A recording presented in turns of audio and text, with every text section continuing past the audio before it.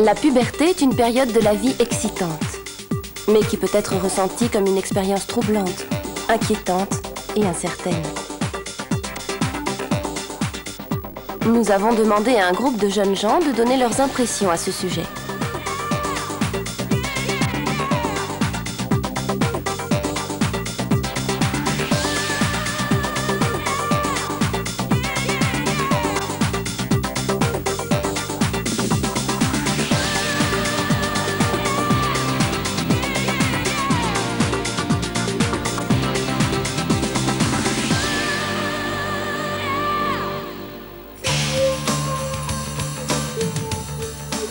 La puberté, c'est le moment où on grandit.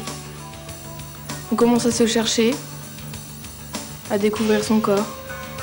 Ce que l'on ressent peut varier beaucoup d'une personne à une autre. C'est un changement hormonal, un changement physique. On commence à ressentir des douleurs au niveau de la poitrine. C'est le signe que notre corps se développe.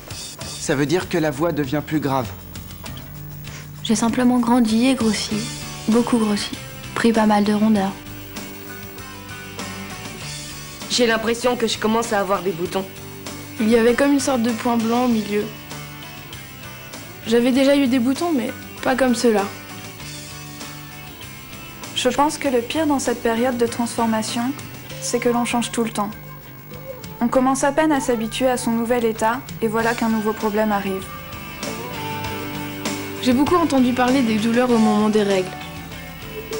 On est mal. On ne se sent vraiment pas bien.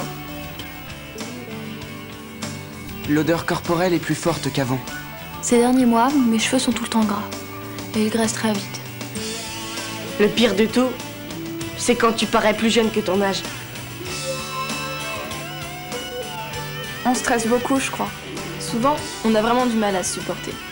On pense qu'on a de grosses fesses, un gros ventre, le visage plein de boutons et les cheveux gras. Il faut prendre sur soi, être fort dans sa tête. Et puis ça passe.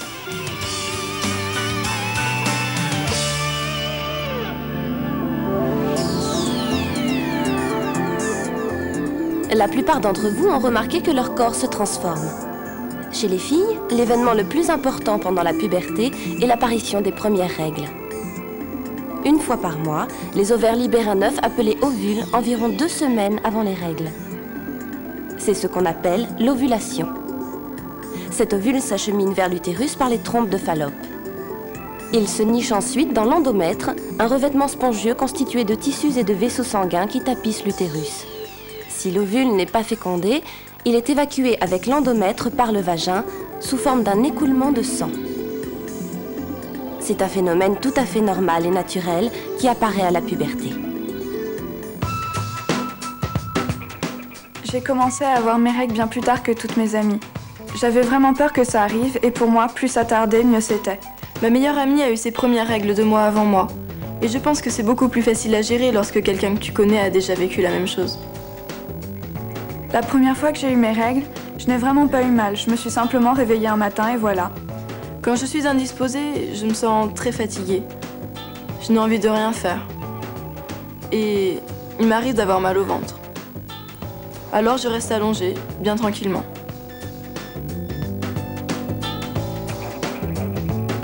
J'ai des sautes d'humeur. Je réponds à mes parents, je me dispute avec mes amis. Ils me demandent « mais qu'est-ce que t'as ?» Ou alors ils me parlent et je me mets tout de suite à pleurer. Et eux ne savent pas du tout pourquoi.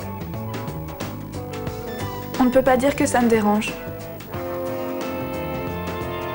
Ma mère ne m'a jamais vraiment parlé des règles. J'ai dû apprendre par moi-même.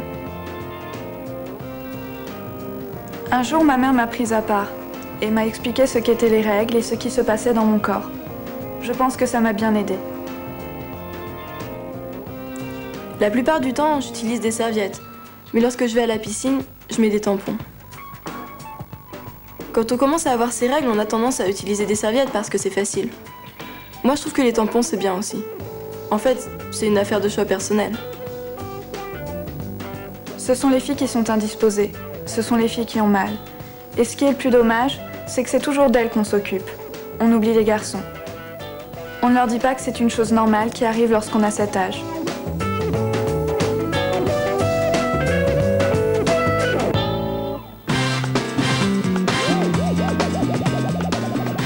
De tous les changements qui surviennent lors de la puberté, le plus important pour les garçons est la croissance de leurs organes génitaux et la production de spermatozoïdes par les testicules.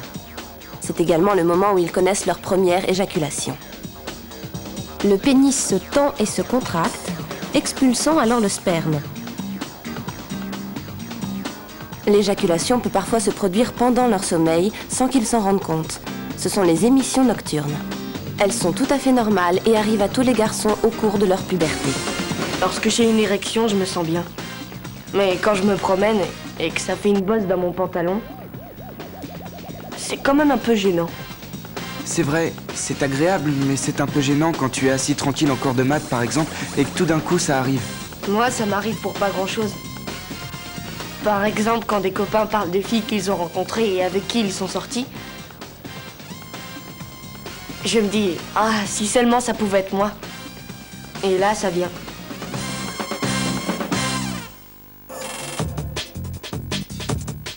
Je pense que c'est la taille qui fait la différence avec mes copains, car ils sont plus grands que moi. Mais j'espère que ça va bientôt arriver. Ça te donne l'impression d'être un peu attardé. Il y a des jeunes de mon âge, tu vois, qui sont plus développés et j'aimerais bien être comme eux pour pouvoir faire comme les autres, au lieu de toujours rester à la traîne. Mais bon, ça arrive à tout le monde, alors ça finira bien par m'arriver. Ça me fait prendre conscience de mon apparence, de mon corps en général et de certaines parties en particulier. Un jour peut-être, je me trouverai bien et je pourrai porter ce qui me plaît. Mais il y a des fois où je me dis que je ne peux mettre qu'un pull vert ou un truc comme ça. Des fois, lorsque je me réveille le matin, je me dis « J'ai vraiment de jolis cheveux aujourd'hui. » Alors ça me met de bonne humeur, je vais sortir et vraiment m'éclater. L'autre jour, je me dis « Mais qu'est-ce qui ne va pas aujourd'hui ?» Et c'est très dur, car on n'a pas le choix. On est bien obligé de s'adapter et de faire comme si de rien n'était.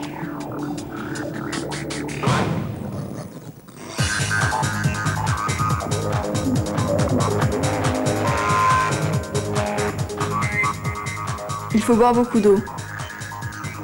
Il faut se laver régulièrement car on transpire plus. C'est bien de sentir bon et d'avoir les cheveux propres. En prenant soin de tout son corps, on se sent mieux et on a l'impression d'être en meilleure santé. Pour me maintenir en forme, je joue au foot tous les jours. 1 heure et demie environ. C'est bien de pratiquer un sport qu'on aime.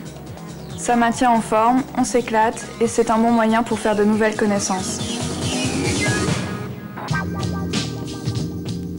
Je pense que c'est important d'en parler si on en éprouve le besoin. Je pense que les meilleures personnes auxquelles tu peux te confier, ce sont tes amis. Parce qu'ils savent ce que c'est. Ils vivent exactement la même chose que toi. C'est un peu comme une thérapie pour toi. Car tu sais que tu n'es pas toute seule. J'en parle à mon père, car je pense que c'est plus facile étant donné que c'est un homme. Il sait ce que c'est, il est passé par là. Les magazines sont utiles aussi pour les questions qu'on se pose, même inconsciemment, et qu'on n'oserait jamais poser à quelqu'un. Il y a certains amis dont tu te sens plus proche et d'autres avec lesquels tu n'as pas grand-chose en commun.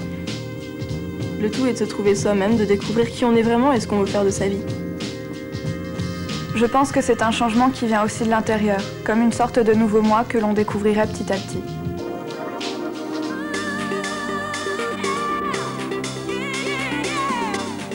Il me tarde vraiment de me développer un peu plus et d'avoir le corps d'une jeune femme. À 13 ans, on est un peu plus libre. On peut sortir, rencontrer des filles, aller voir des copains, etc. Mon corps commence vraiment à se développer. Et maintenant, on me traite comme une adulte. Je pense que finalement, la meilleure période, c'est après. Une fois que ton corps a terminé sa croissance et qu'enfin tu te trouves bien. Le problème, c'est que pour l'instant, notre corps est en pleine transformation. On est en train de devenir adulte.